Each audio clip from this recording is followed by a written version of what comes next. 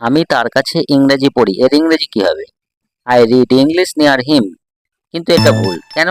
তার কাছে ইংরেজি তো নিয়ার হিম হয়। না না, তাও বাক্যটি ভুল। আমার পরীক্ষা আসছে, মাই এক্সামস আর কামিং। এটাও ভুল। কিন্তু কেন? আসা ইংরেজি তো কাম হয়। না না, এসব ক্ষেত্রে আসছে ইংরেজি আর কামিং হবে না। ওয়েলকাম ফ্রেন্ডস, আজ আমরা আলোচনা করব এমন 15টি ইংরেজি বাক্য যেগুলি আমরা প্রায় ভুল বলে থাকি। আসুন জেনে নিই কি আমরা ভুল বলি আর তাদের সঠিক ইংরেজি কি হবে। আশা করছি সম্পূর্ণ ভিডিওটি দেখবেন। আমরা অনেক সময় বলি তার ইংরাজি জ্ঞান কম। এটাকে ইংরেজিতে বলা হয় his English knowledge is poor. এটি ভুল। ইংরেজি জ্ঞান বলতে নলেজ অফ ইংলিশ হয়।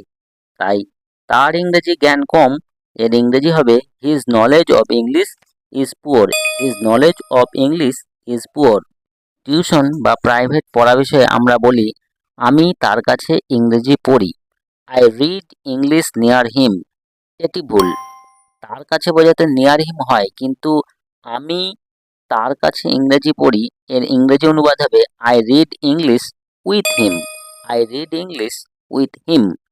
আমার পরীক্ষা আসছে, মাই এক্সামস আর কামিং। এটি ভুল বাক্য, কারণ আসা ইংরেজি সবসময় কাম হয় না। এক্ষেত্রে সঠিক ওয়ার্ডটি হবে অ্যাপ্রোচ। তাই আমার পরীক্ষা আসছে, এর ইংরেজি হবে my exams are approaching. My exams are approaching. আমার ঘুম আসছে না, sleep is not coming to me. এটি ভুল বাক্য।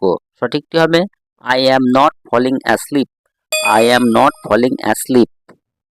একটা ভালো খবর আছে, I have a good news. এইভাবেই আমরা ইংরেজি বলি, কিন্তু এ গুড নিউজ হবে না। এটি ভুল। নিউজ একটা আনকাউন্টেবল নাউন, সুতরাং আর্টিকেল এ বসবে না। সঠিক বাক্যটি হবে আই হ্যাভ গুড নিউজ। একটা ভালো খবর আছে। আমার অবসর সময় আছে। I have A free time. এটিও ভুল, কারণ টাইম একটা আনকাউন্টেবল নাউন। এখানেও কিন্তু আর্টিকেল এ হবে না। সঠিক বাক্যটি হবে I have free time. I have free time. আমার অবসর সময় আছে। সে 3 দিন পরে আসবে। এটাকে আমরা সাধারণত ইংরেজিতে বলে থাকি he will come after 3 days. কিন্তু এটিও ভুল। আফটার 3 ডেজ মানে তো 3 দিন পরে, কিন্তু সেন্টেন্সটি ফিউচার টেন্সে আছে। সে 3 দিন পরে আসবে, এটাকে বলতে হবে he will come in 3 days. He will come in 3 days. কিন্তু বাক্যটি যদি পাস্ট টেন্স বা অতীতকালে থাকে তখন আফটার ব্যবহার হয়। যেমন সে 3 দিন পরে আসলো, হি কেম আফটার 3 ডেজ। হি কেম আফটার 3 ডেজ। এখানে পাস্ট টেন্স কেম আছে, তাই আফটার 3 ডেজ হয়েছে। আমার মা ভালো রান্না করেন। My mother cooks good. এই বাক্যটিও ভুল। গুড বসে পার্সন, প্লেস, থিংসকে মডিফাই করার জন্য, আর অ্যাকশনকে মডিফাই করতে ভালো বোঝাতে ওয়েল বসে। তাই এখানে সঠিক বাক্যটি হবে my mother cooks well. My mother cooks well. আমার মা ভালো রান্না করেন। এই বইটা আমার। This book is belong to me. মনে এখানে অবজেক্ট দ্য বুক এখানে প্রাধান্য পেয়ে আগে বসেছে, তাই প্যাসিভ ভয়েস হবে। কিন্তু এটা ভুল। এখানে কোনো অ্যাকশন ভার্ব নেই, তাই ভয়েসের কোনো প্রশ্নই আসে না। সঠিক বাক্যটি হবে this book belongs to me. This book belongs to me. এই বইটা আমার। পুলিশ আসছে, দ্য পুলিশ ইজ কামিং।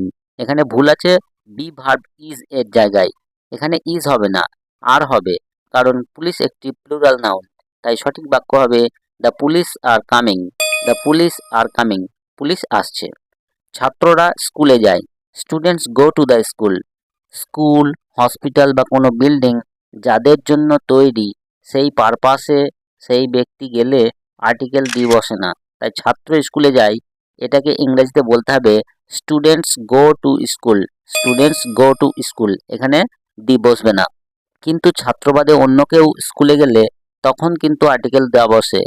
যেমন তার বাবা স্কুলে গেছেন। His father has gone to the school. His father has gone to the school. এখানে তার বাবা পড়াশোনা করতে যায়নি, অন্য কোনো কাজে গিয়েছে স্কুলে, তাই এখানে টু দ্য স্কুল হয়েছে। আজ সকালে আমি দেরি করে উঠেছি। Today morning I woke up late. Today morning I woke up late. এটি ভুল। টুডে মানে আজকের পুরো দিনটাকেই বোঝায়, কিন্তু দিনের যদি একটা অংশ হয় তখন দিস বসে এবং তারপরে সেই অংশের নাম হয়। যেমন দিস মর্নিং, আজ সকালে, দিস ইভিনিং আজ সন্ধ্যায়। এখানে আজ সকালে আমি দেরি করে উঠেছি, এর সঠিক ইংরেজি হবে this morning I woke up late. This morning I woke up late. সে আর পড়াশোনা চালাতে পারল না। He could not continue his study. He could not continue his study. এখানে ভুল আছে স্টাডি ওয়ার্ডটির ব্যবহারে। সঠিক বাক্যটি হবে he could not continue his studies. He could not continue his studies. এখানে স্টাডি হবে না, স্টাডিজ হবে। এখন একটি প্রশ্ন আপনাদের জন্য। মানুষ মরণশীল। The man is mortal. The man is mortal সেন্টেন্সটি কি ঠিক আছে না ভুল? যদি ভুল থাকে তাহলে সঠিক সেন্টেন্সটি কি হবে সেটি কমেন্ট বক্সে অবশ্যই উত্তরটি লিখে জানাবেন। তো ভিডিও কেমন লাগলো? এরকম আরও ভিডিও, ইন্টারেস্টিং ভিডিও নোটিফিকেশান পেতে সাবস্ক্রাইব করে রাখবেন আমাদের টুকটাক ইংলিশ চ্যানেলকে। ধন্যবাদ।